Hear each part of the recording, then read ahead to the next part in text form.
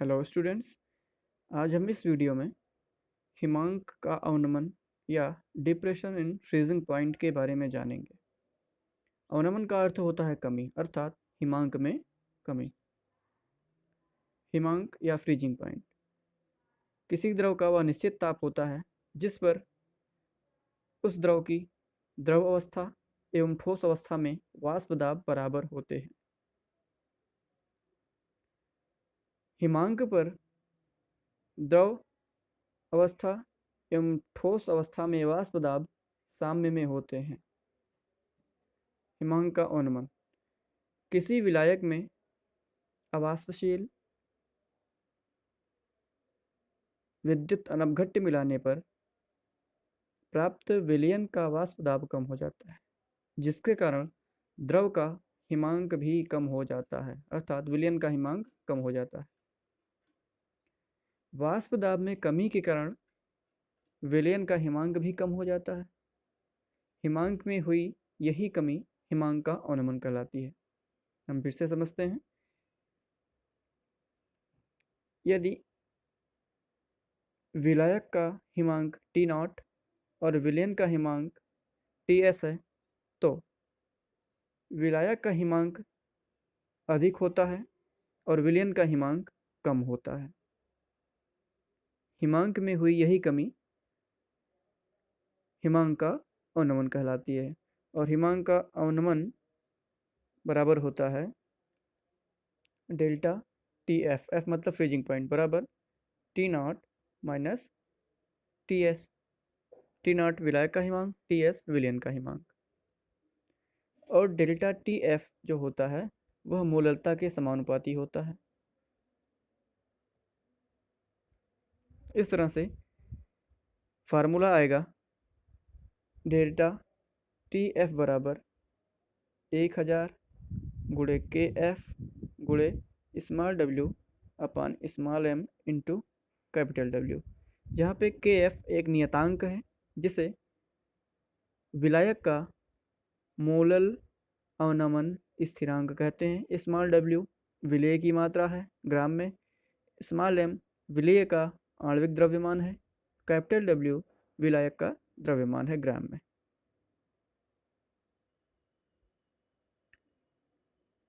अब इस फार्मूले में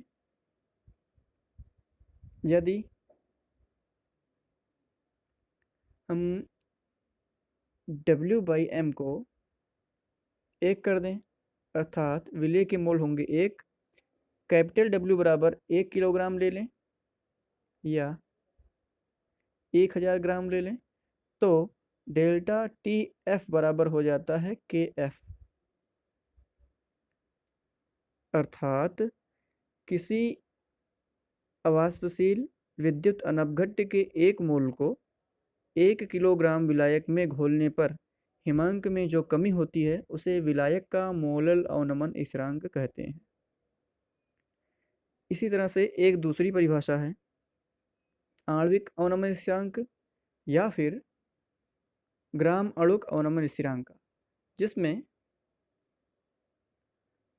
हम विलायक का 100 ग्राम लेते हैं और विलेय का 1 मोल लेते हैं। तो परिभाषा इस प्रकार से बनती है कि 100 ग्राम विलायक में अवाष्पशील विद्युत अनपघट्य के 1 मोल को घोलने पर हिमांक में हुई कमी विलायक का आणविक अवनमन स्थिरांक कहते हैं। इसे K से डिनोट करते हैं। तो डेल्टा T बराबर 100 into K into small w पान small m into capital W। प्रति शीतलक विलयन या एंटी फ्रीज सॉल्यूशंस कार और अन्य वाहनों में रेडिएटर में जल का प्रयोग किया जाता है। जहाँ पे ठंडी बहुत ज़्यादा पड़ती है वहाँ पे टेम्परेचर जब 0 और उसके नीचे पहुँचता है तो रेडिएटर में जो जल का उपयोग हुआ रहता है वह धीरे धीरे जमने लगता है।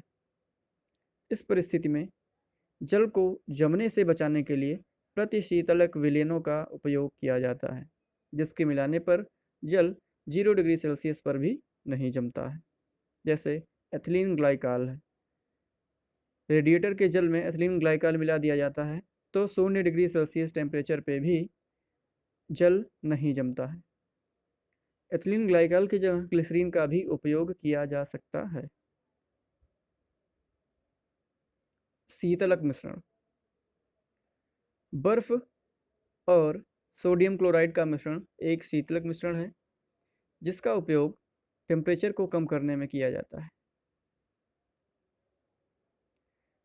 जैसे बर्फ और सोडियम क्लोराइड के मिश्रण का उपयोग हम आइसक्रीम बनाने में भी कर सकते हैं तथा प्रयोगशाला में ताप को कम करने में किया जा सकता है।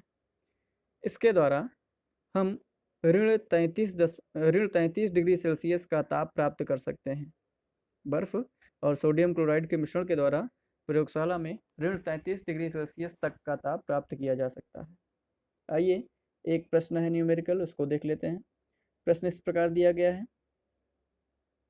कि 0.52 ग्राम ग्लूकोज को 80.2 ग्राम जल में घोला गया है, तो विलयन का हिमांक बताना है और जल के लिए KF मोलल अवनमन स्थिरांक की वैल्यू दी गई है 1.86 केल्विन प्रति मोललता।